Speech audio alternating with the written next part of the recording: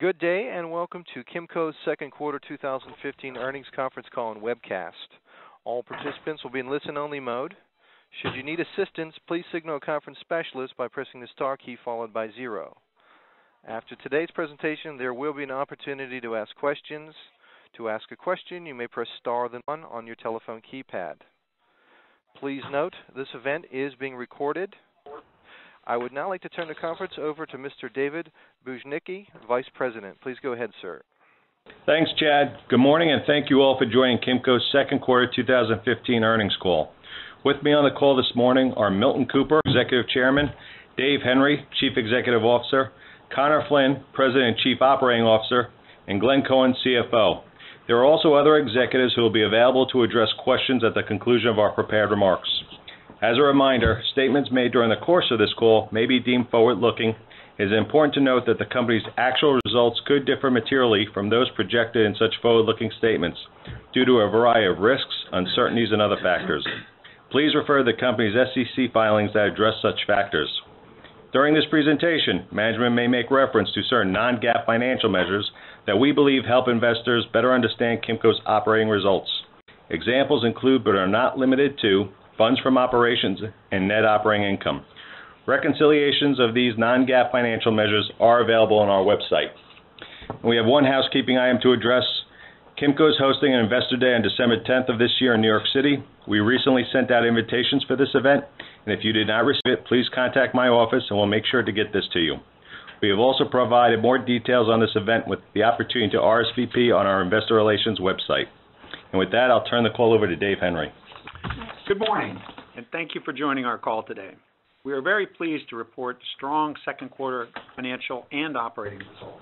As usual, Glenn and Connor will discuss the specific details, while Milton will provide some general thoughts.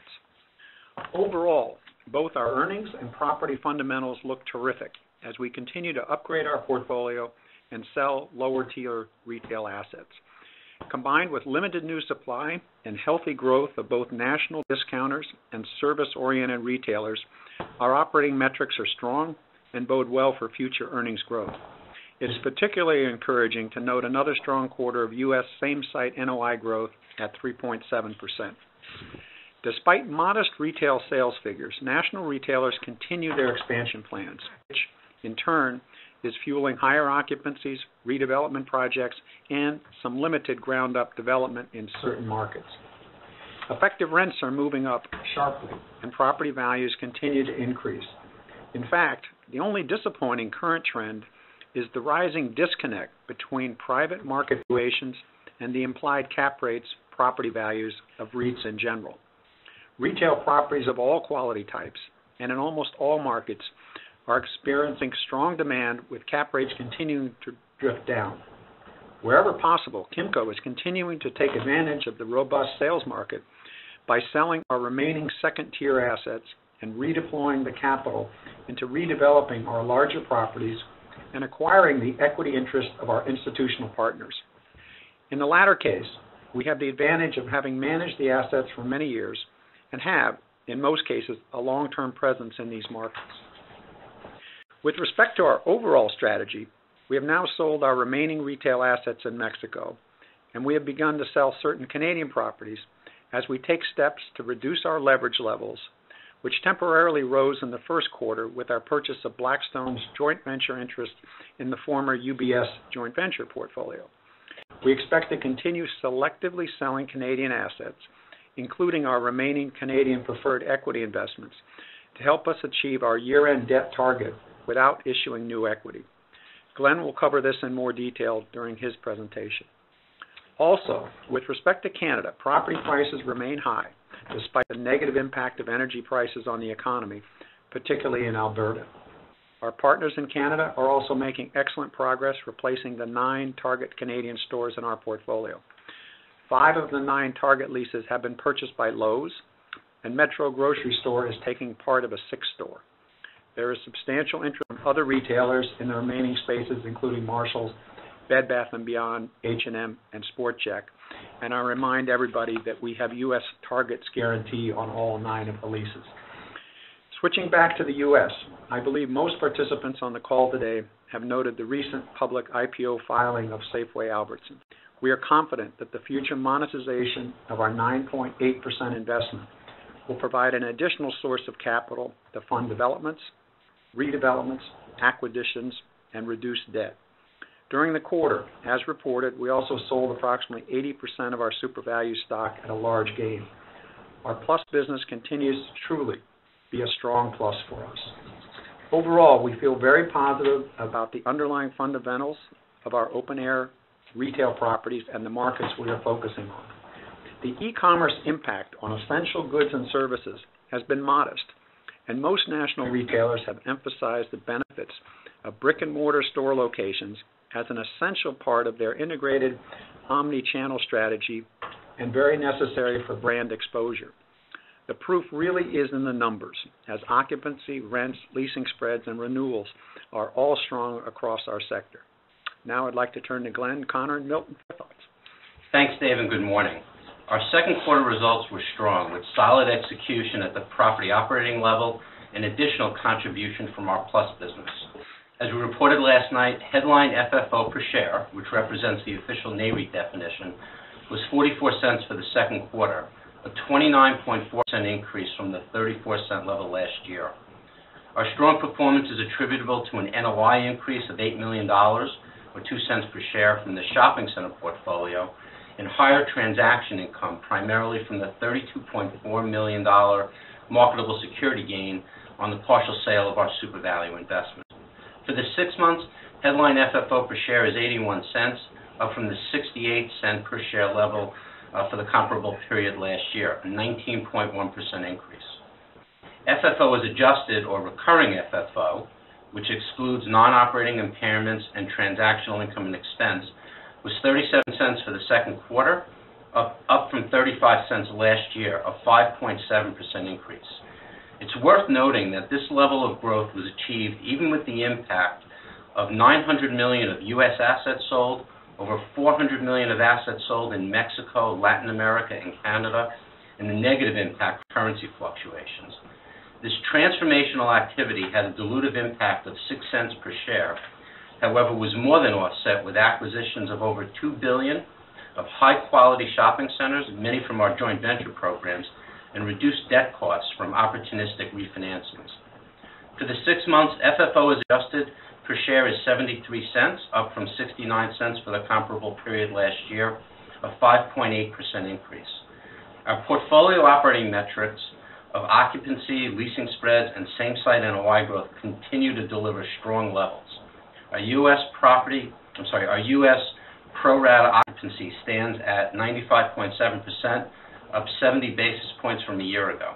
U.S. leasing spreads continue to increase, with new leases up 26% and renewals and options up 8.7% for combined positive leasing spreads of 11.9%. The closely watched metric of U.S. same-site NOI growth was 3.7% for the second quarter, driven primarily by minimum rent increases and better credit loss results. Included in the U.S. same-site NOI growth is 50 basis points from redevelopments. For the 6 months, U.S. same-site NOI growth is 3.4%, with 40 basis points coming from redevelopments. We are maintaining our U.S. same-site NOI guidance range of 3% to 3.5% for the full year 2015. Combined same-site NOI growth, including Canada, was 3.4% for the second quarter and 3.2% for the 6 months, excluding the negative 110 basis point currency impact. We continue to make progress on our balance sheet metrics, with consolidated net debt to recurring EBITDA dropping to 6.3 times from the 6.6 times level at the end of the first quarter. We have raised our full-year disposition guidance range to $800 million to $1.1 billion, representing an increase of $250 to $350 million, which will provide the necessary capital to bring our net debt to recurring EBITDA to 6 times by year-end without the need for any common equity issuance. Based on our strong first-half results and expectations for the second half of the year, we are raising our headline FFO per share guidance range to $1.52 to $1.56 from the previous per share range of $1.50 to $1.55. The headline guidance range includes an additional $1 million to $6 million of net transactional income generated during the remainder of the year. We are also increasing our FFO as adjusted per share guidance range to $1.43 to $1.46 from the previous per share guidance range of $1.42 to $1.45.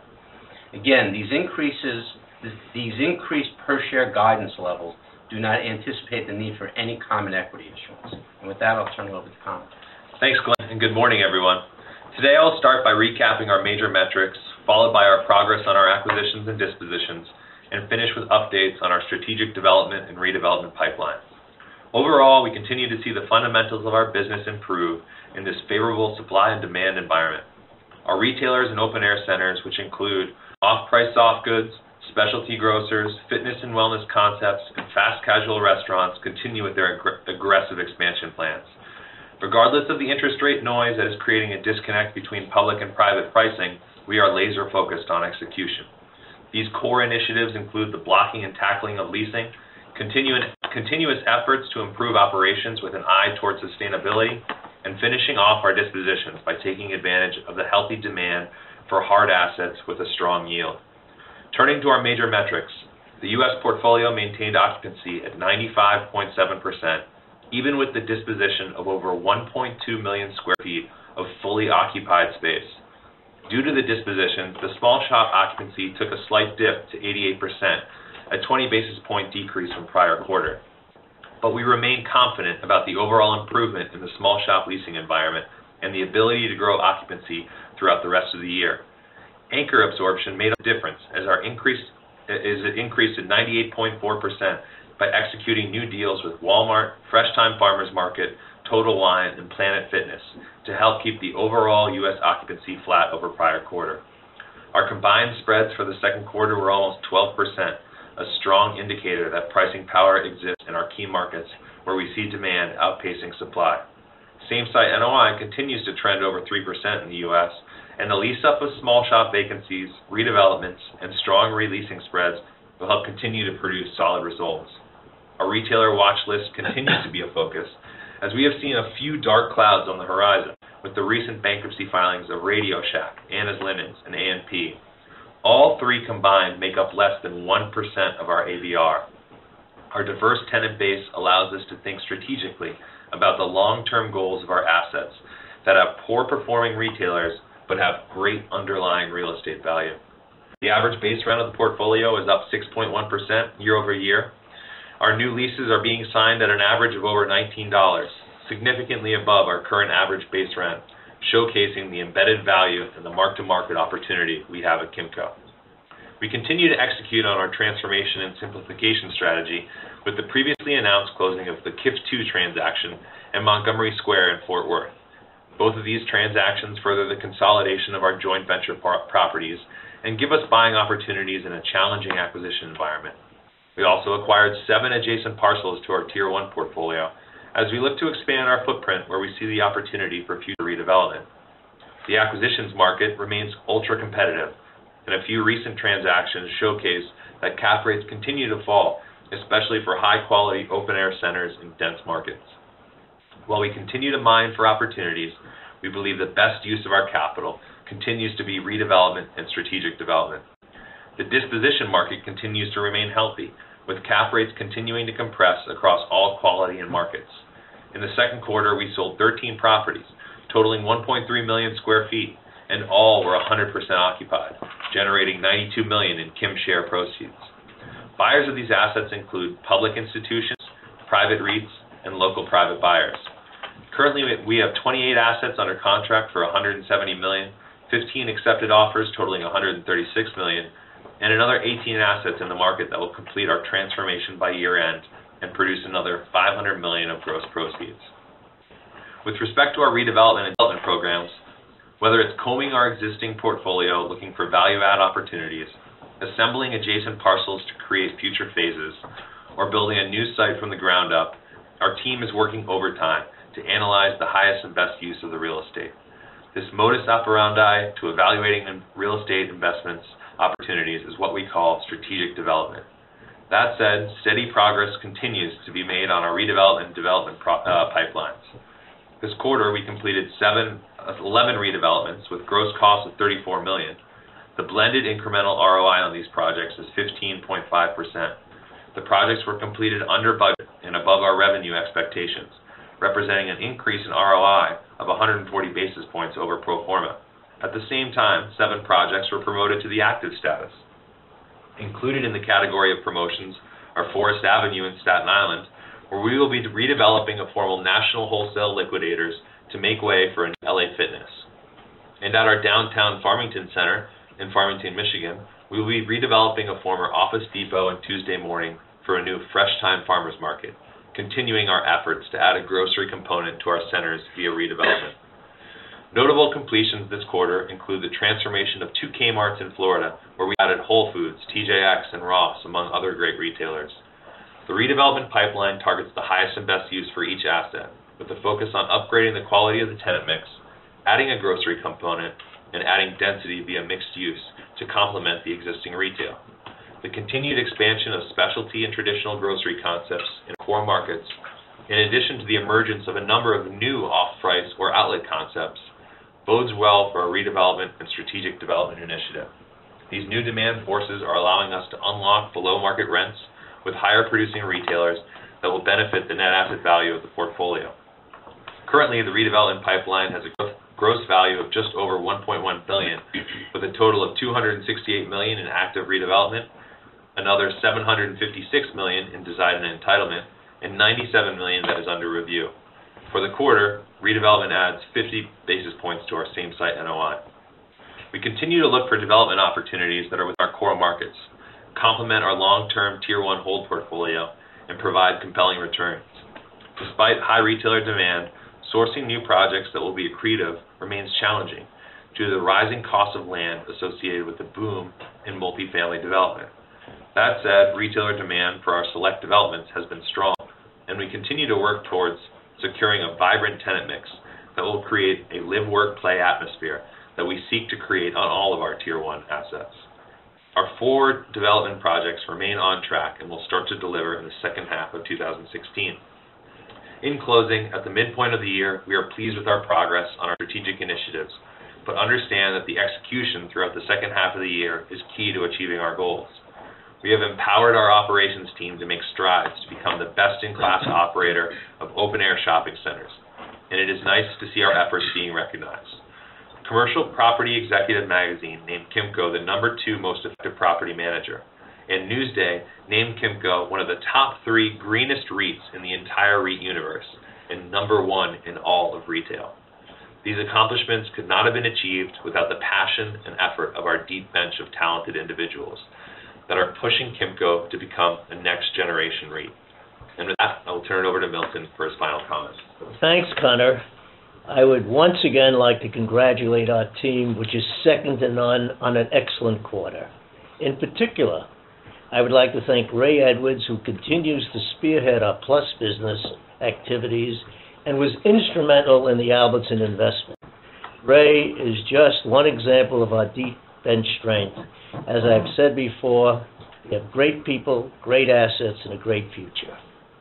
On another topic, the recent bankruptcy filing of A&P as it relates to our portfolio got me thinking about the often-cited premise that high rents are a proxy for value and quality.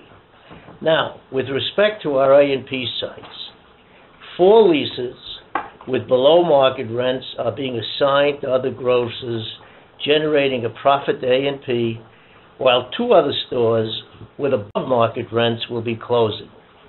Now, this admittedly is a small sample, but I think it is telling. A rent that is at market or below is much more sustainable over the long term, as the embedded value represents an upside for both the landlord and the tenant. These win-win scenarios for the owner and the retailer are what creates long-term value. As such, I believe that below-market rents, and sometimes we're talking about ground rents, should be accorded lower cap rates. Conversely, while higher rents may be an indicator of a quality assets, they may also reflect more risk if the rents aren't sustainable over the long run. When underwriting a potential acquisition, determining of replacement rents for some high-paying tenants is critical to the overall valuation of that site. In short, one size does not fit all. And now we'd be happy to take any questions. We're ready to move to the question and answer portion of the call. We have a very deep queue, so we request that you respect the limit of one question with an appropriate follow-up so all of our callers have an opportunity to speak with management. If you have additional questions, you're welcome to rejoin the queue. Chad, you may take the first caller. Sure. Just as a reminder for those who would like to ask a question to get into the lineup, you may do so by pressing star then 1 to enter the queue. And if you decide to withdraw your question, please press star then 2. At this time, we'll just pause momentarily to assemble that roster.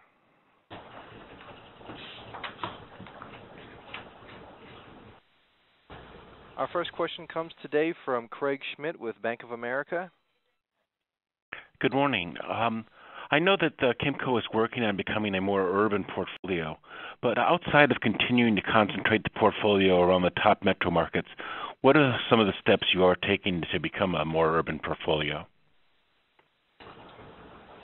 I think there's a number of different steps we're taking. We're really divesting of the assets that fall outside of our core urban markets. We're also looking to acquire adjacent parcels to our assets that are within the core urban areas.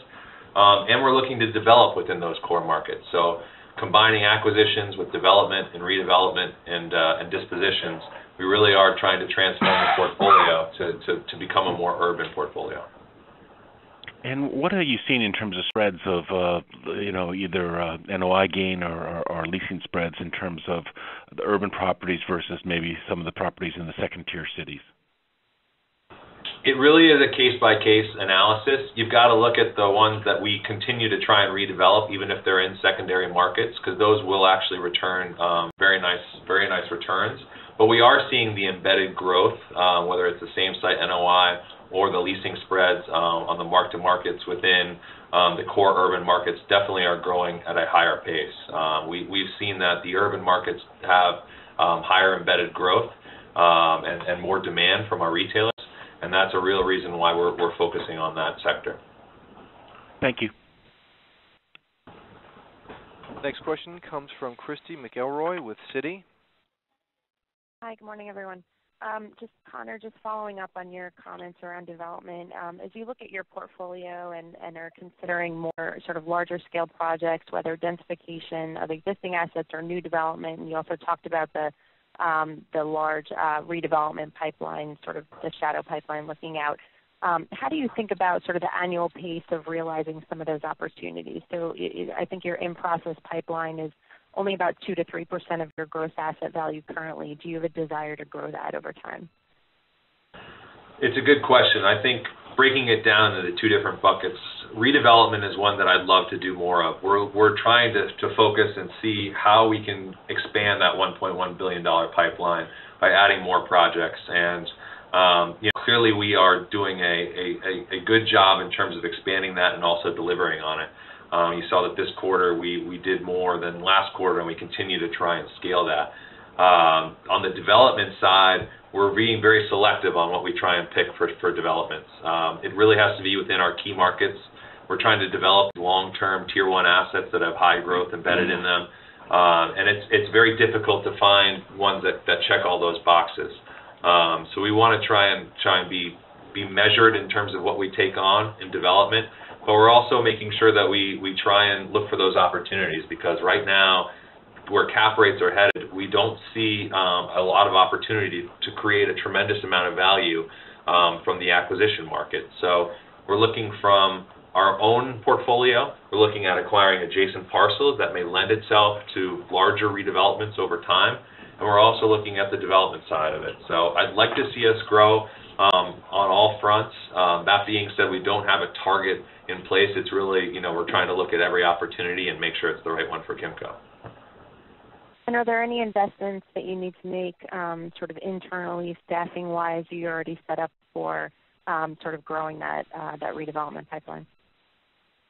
We have already made those investments. We have already staffed up in terms of the development and redevelopment side of the business. We knew very early on that this was going to be a growing pipeline, and made sure that within the regions that we staffed up accordingly, because we were very active in terms of trying to identify this early on and make sure that we get out ahead of it before the development pipeline gets even larger.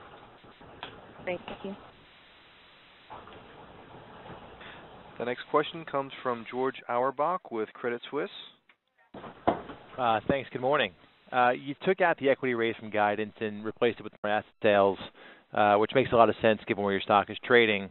How do you think, though, about the earnings growth trajectory of the company in the near term, given the back-end loading of the dispositions? Do you think Kimco can be a sort of mid-single-digit FFO grower next year, or do you see 2016 as being maybe a bit more low growth given the dispositions?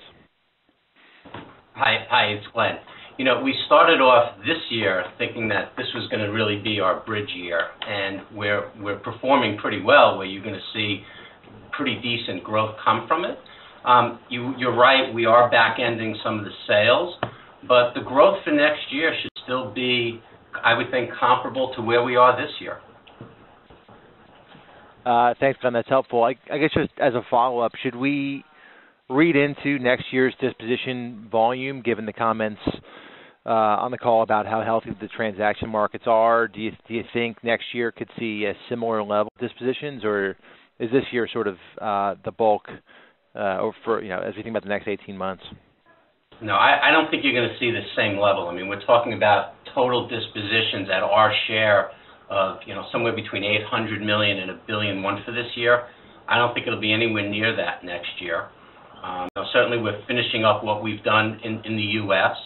You will still see us do some level of dispositions. I think we've, as a company, have been very clear about really looking at every asset, and where we see risk in that asset or a market moving away, we have been trying to be aggressive about selling those assets and really focusing on their Tier 1 portfolio. That's great. Thank you. The next question comes from Ki Bin Kim with SunTrust Robinson Humphrey. Thank you. So you guys made an interesting comment about the rent and how that is critical to underwriting deals. Just curious, and maybe this is more for your anchor spaces, but for what % of your tenants do you have occupancy cost data, and how does that look like? And are there any retailers in your list that might screen as maybe too high of an occupancy cost where it might be at risk going forward?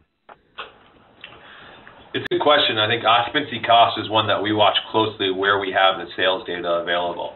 It's one that is difficult to track when we don't have the sales data, obviously. So unfortunately, our portfolio doesn't have a tremendous amount of sales data, but where we do, we feel very comfortable with where the occupancy cost sits relative to the industry standards. So we think that we actually have some significant embedded mark-to-market opportunities, not only from the existing operator, but also just from the open market. So we try and track occupancy costs where we have the sales data, and we also look at the market rent replacement value just in the open market as well. So maybe just to follow up on that, so any retailers in your top 20, top 40 list that you think, not bankrupt or not in trouble today, but maybe is heading towards that direction next year? I think in our sector, we're in a sweet spot right now in terms of the occupancy costs, because many of the retailers in our Rolodex are actually producing pretty solid same-store sales, and you'll see that continue, I think, through this next cycle. So we don't see any other dark clouds on the horizon other than the few watch list tenants that we've been watching for a long period of time. Okay, thank you very much. The next question comes from Samir Khanal with Evercore. Good morning, guys.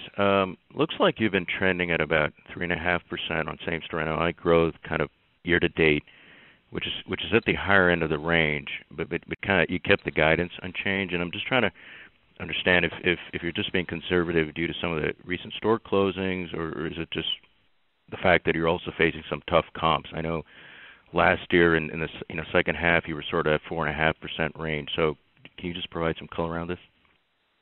Sure. Yeah, our bias at this point is more towards the upper end of our range where we've been.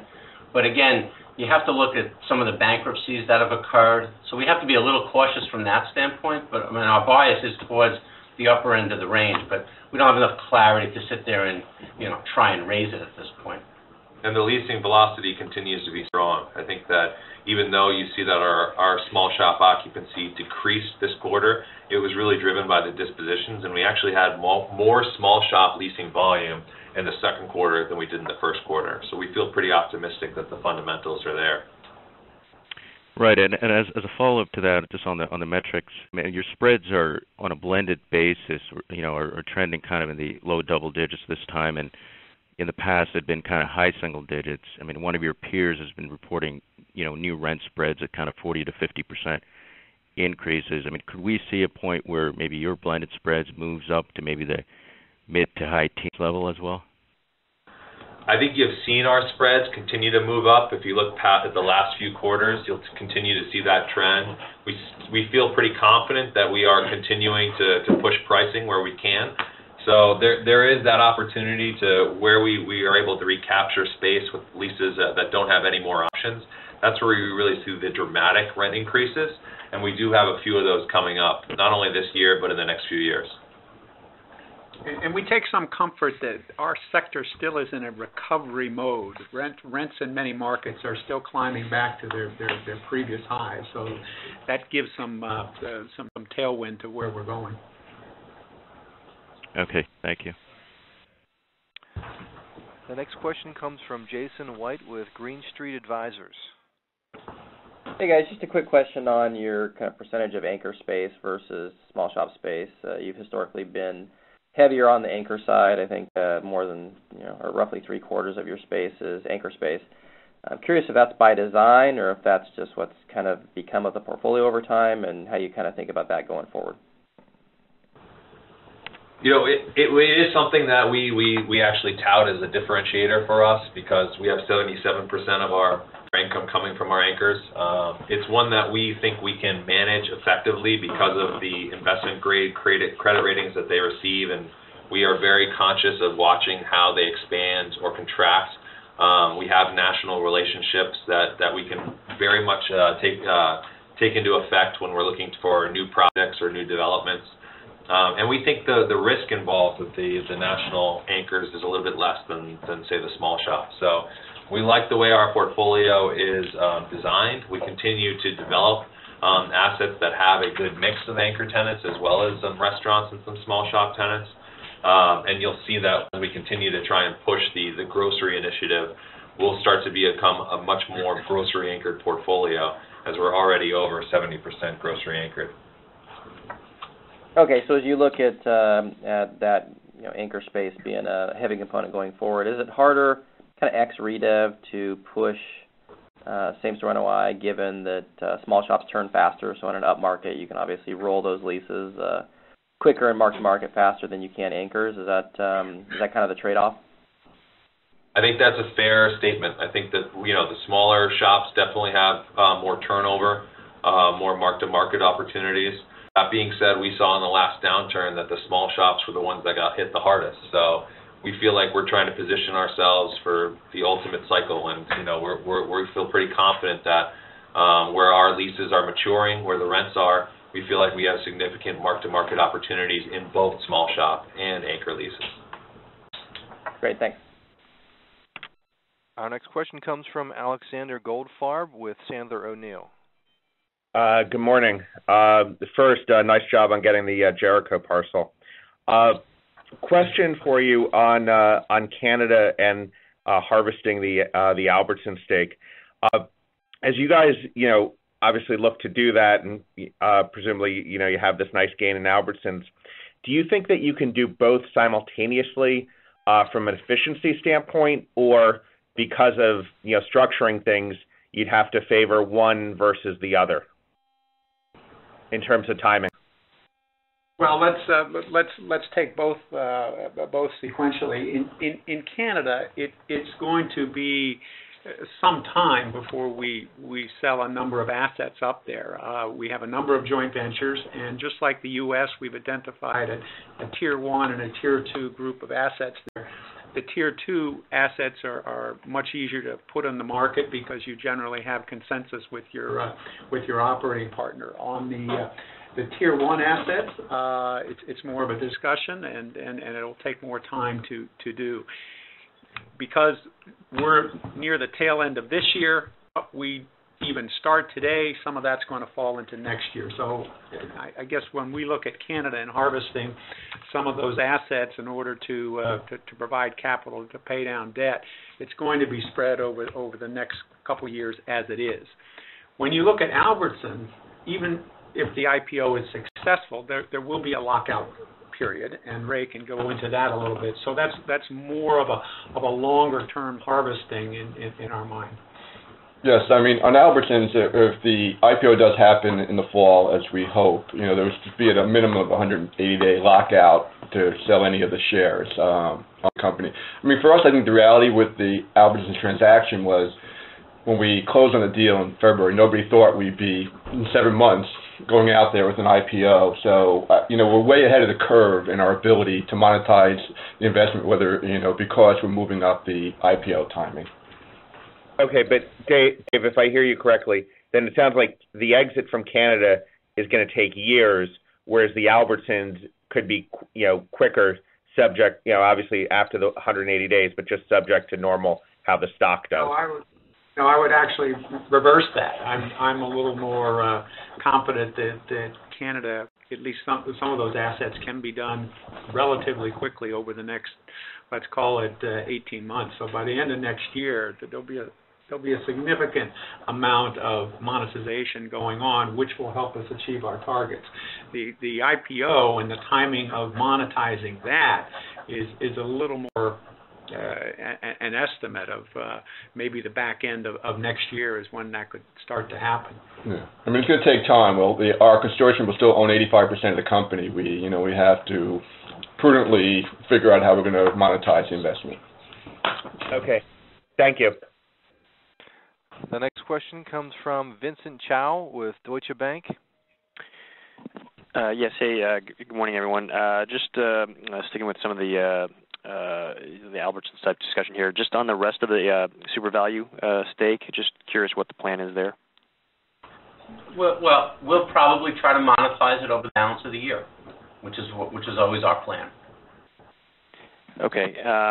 And I guess just in terms of Canada performance, curious if you could provide some additional color on sort of what you're seeing at the ground level there. Obviously, the economy is being impacted, and you've got to deal with the Target stores. But just curious, what trends you're seeing there, more recently. You've got two headwinds for retailers up there. One is the energy downturn, which has impacted employment. It's impacted the whole commodity pricing sector has impacted Canada, and it's led to softening in many respects in terms of consumer confidence, consumer sales, and so forth.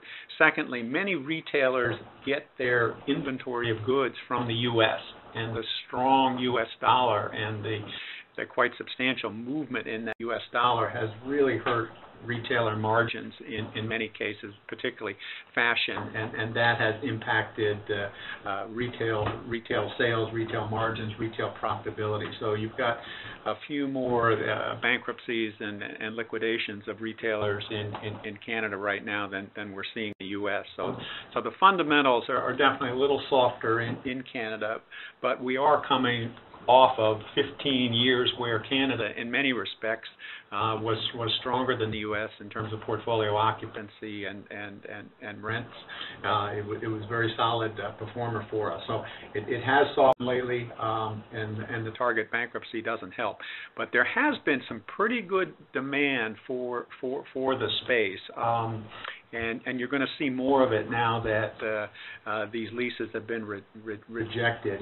It opens up more discussions between landlords and users. As an example, many of these Target leases had food restrictions in them, So the ability for the Walmarts of the world and the grocery stores in Canada to bid for the leases, there just wasn't that much demand. So it's not a coincidence that Canadian Tire and Lowe's were the two big purchasers of the Target Canada leases, because they didn't have to deal with the food issue. Okay, thank you. Welcome. The next question comes from Paul Morgan with Canaccord Genuity. Hi, good morning. Just talking about the Plus business. I mean, you've gone through Super Value and Albertsons, but how are you thinking about kind of the forward-looking side of things? I mean, there's lots of retailers kind of looking hard at doing something with their real estate, and are you out there, proactively approaching retailers, or if we look at any kind of future deals, would they be more, where you step into a club deal, like you've done before? Well, it all depends. I mean, the club deal, like for Albertsons, when you're buying an operating company, you really want to bring in a lot of other people who have expertise that we might not have. We were on that deal. We were the experts on the real estate valuation and helped do that. But we needed, in that case, a Cerberus to help us with the capital structure of the going concern and bring in the right operator. But, we have done deals, and we do look at opportunities to do deals directly with, retailers. We've done small deals in the past. We did a deal with Winn-Dixie about a year and a half ago. We got a great little shopping center in Marathon developed in a couple of years. So we look at reaching out to the retailers. We have great relationships with them. And most of them know that we've been in this business I've been here for 15 years, but Milton's been doing it for 50 years, that we're someone that they can talk to and help them figure out what they can do with their real estate and help monetize it and really work something that's a win-win. We're not out there gorging these retailers, because ultimately we want them to be around, because we want them to be, tenants in our shopping centers. And so, we're a very good relationship for them to work with us. And we've seen the Sears REIT, Darden, and other people talking about doing REITs, and there have been JVs on the mall side with Sears in particular. I mean, what do you think about kind of this wave of retailer REIT conversions, and whether you might, play a role there somehow, whether it's from a JV perspective or taking investment stake? I mean, do you have any view on that trend? Well, I mean, part of it is, one of the issues I've always had with the major sale-leasebacks is we don't want to take a tenant and make them, 8% or 10% of our average base rent if you do some of these transactions. So a lot of these larger deals are really not for us to work on, because of that. But like I said, what we did with Winn-Dixie, we had 5 properties where they're very manageable, very good locations. We can take that. We can help these guys, but if they're doing a REIT like Sears did with Seritage, I mean, 80% of those properties are in malls. That's not our business, and that's why they work with General Growth and Macerich and others, because they really needed them to do any redevelopment, because without the mall developers, you really can't develop those sites. It's a different animal. We had bought from Sears. They had a facility, one of our development deals, the property that we bought from Sears that we closed on last year. So, we're selectively looking for deals. I'm not sure we're looking for that headline, $100, $200, $300 million, $500 million deal. I think we're trying to work around the edges, and our main business is, for Connor and company to run the main business. So. We do want to keep the Plus business a Plus business, and we're committed to making the bets modest bets. And we love the one-off opportunities. Ray didn't mention, but when Sims went into bankruptcy, we bought one of their better assets out of that. So we like these smaller opportunities to truly be a plus for us. And one of the keys to growing this Plus business over the years is to increase the number of relationships we have, not only with retailers, which we already have, but with the private equity and the opportunity funds and the hedge funds, which have their own ways to originate opportunities here. So we want to be the first call from a private equity firm that's tied up a retailer that owns a lot of its own real estate. Now, we did buy a number of key food stores quietly a year or so ago with real estate in the city of New York, and so we quietly do our share. Great, thanks. The next question comes from Michael Mueller with J.P. Morgan. Yeah, hi. I know you talked about Canada generally, but did you mention how much of the 2015 increased disposition volume is tied to Canada? And then, Dave, I think you talked about making substantial progress over the next 18 months or so with Canada sales. Can you put some real rough numbers around that? I'll let Glenn take it first. Yeah. I mean, the increase in the disposition guidance, about $200 million of it, the proceeds will come from Canadian sales. So that's part of it. And then, as we look at further dispositions, that'll come into 16. But another $400 million. Most of our partners do know that we would like to monetize the lower tier assets as a first step, and in some cases we're willing to sell to them some upper tier assets. As an example, you've seen us sell 3 properties to our partner RioCan, which had different plans for those properties than we did over time, and we were. In the first instance, we were actually able to trade the interest that they have in a very nice property in Dallas, Fort Worth, where we had done an original joint venture with them. So we were effectively able to buy out their interest in Texas while they bought our interest out in 3 assets in Canada. So there may be more opportunities to do things like that. Okay. Do you expect the 2016 Canada disposition volume to be significantly different from this $200 million this year? I suspect it will be higher, yes. Okay. Okay, thank you. Next question comes from Jim Sullivan of Cowen. Good morning. Thank you. Question on demand, kind of a two-part question. First of all, I think, Connor, you mentioned recently doing a Planet Fitness deal, and as you probably know, they have their IPO teed up here, and they're talking about very significant level of expansion. I wonder if you could share with us kind of the, how their box might differ from an LA Fitness or a 24-hour fitness box, and what your appetite is to do more deals with them. I think you mentioned the category as a growth segment. And then secondly, with regard to small shop occupancy, you've talked before about kind of your Clicks to Bricks initiative. I wonder if you could just give us an update on any progress or kind of notable deals you've done there that give you grounds for optimism. Sure. On Planet Fitness, they have been aggressive actually over the past, I would call it 2 to 3 years. So their expansion plans continue. Their pricing point is lower than LA Fitness. So in certain demographics, they're the perfect user. They do bring in a lot of traffic. And we've seen actually from a co-tenancy side of it, a lot of our retailers who were at first against the health club have actually come around, and Sprouts, for example, is one that actually likes the gym to come into the shopping center because it's the whole health conscious type customer that they're looking to go after. So you're starting to see that the health clubs become more of an integral part of that live, work, play environment that we're trying to create. And I think Planet Fitness has done a good job in terms of expansion and what they're looking to do going forward.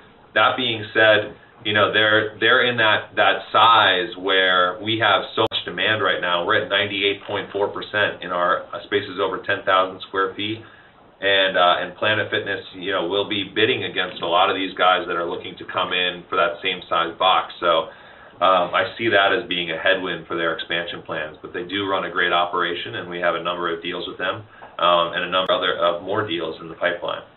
And then on the Clicks to Bricks question, this is something we've been tracking now for probably close to 5 years, and it's a program where we have been targeting pure online retailers to come into the physical shopping center world. The transformation of that e-commerce to the bricks and mortar space has been slow, but you're seeing it start to speed up now with some of the pure online retailers now opening physical stores. It hasn't necessarily been in the open-air shopping center sector. It's been more in the high street retail corridors as they are looking to jump into the Sohos of the world to showcase their brand and to have a space to show off their goods.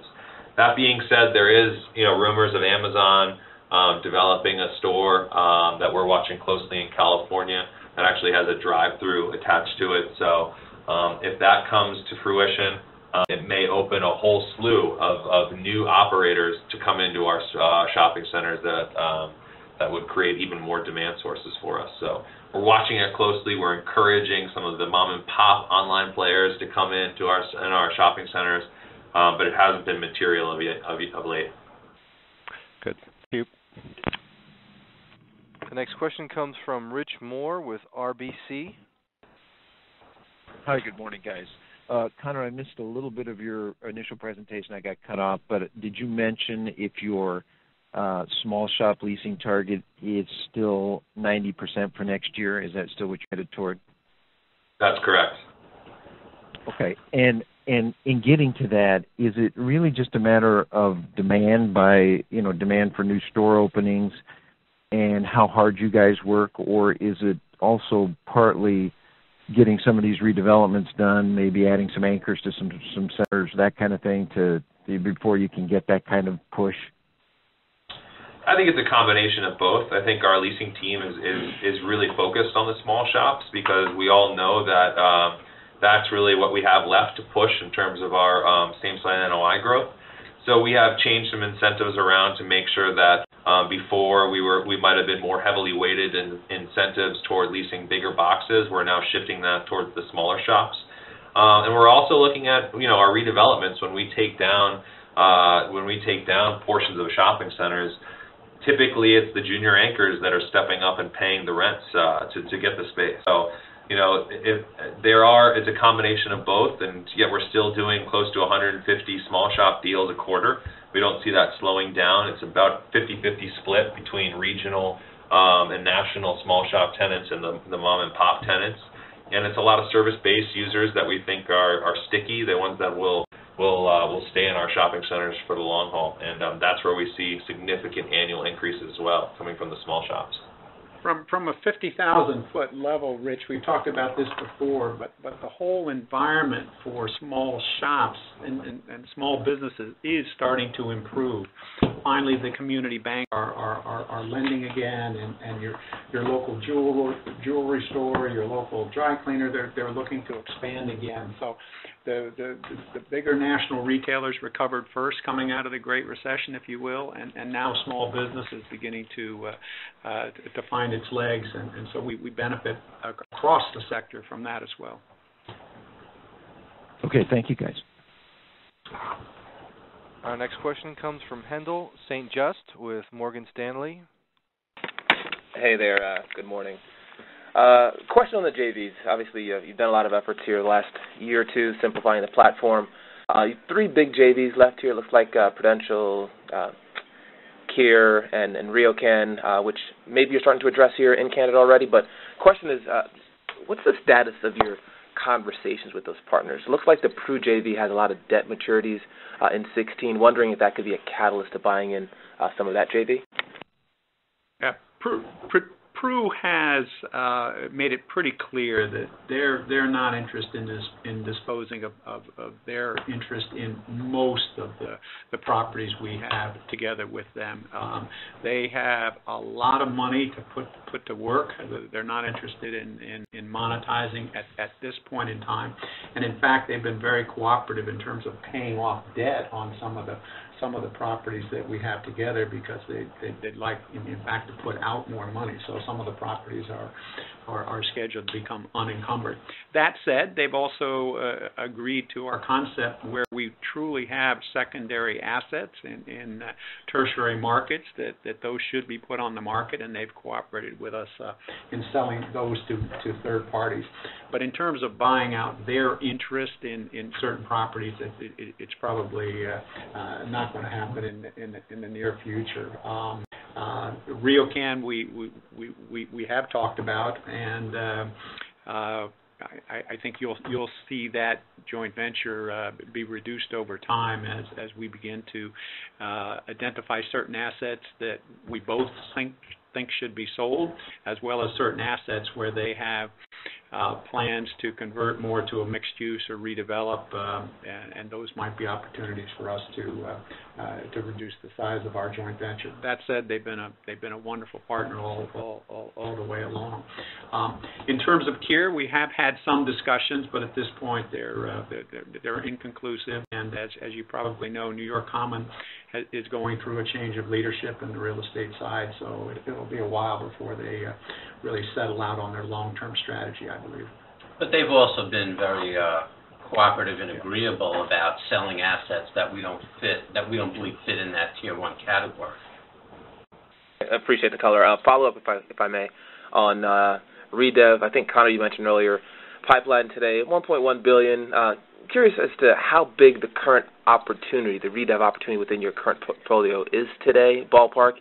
How large you'd be comfortable growing the redev pipeline, either in total dollars or as a percentage of GAV. Well, the 1.1 is a gross value that includes the JV properties. We've gone pretty deep into each and every asset to see what we can do in terms of unlocking value. Our redevelopment definition is very simple. It's changing square footage, changing the footprint of the asset. So adding density is one where we're laser focused on trying to add more to the pipeline. We continue to try and see what we can add to it, but it really is typically based off of opportunities that come, as we go through the year. So with lease maturities, if tenants, for example, don't exercise options, all of a sudden that triggers a redevelopment opportunity that we didn't necessarily think was actionable. So one just recently happened, and we're adding it to the redevelopment pipeline. In addition to potentially looking for more of a mixed-use approach to it, as well as looking at other opportunities that we have yet to really add to the redevelopment pipeline. So that's how we look at it. Appreciate it. The next question comes from Christopher Lucas with Capital One Securities. Hey, good morning, everyone. Kind of a follow-up on the last question. Connor, you did talk about the ways of growing the redevelopment program beyond the $1.1 billion. And I guess given the success you've had so far, I was just wondering if one of the ways you can grow that is to literally just change how you're thinking about the underwriting, given, again, the success you've had so far.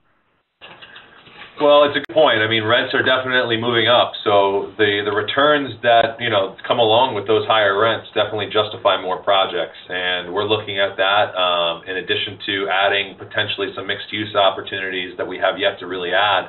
So we're trying to dive through the portfolio and also looking at new acquisitions that have redevelopment potential. So some of the ones we've been looking at, I think now have to have a redevelopment component for us to really get excited about it.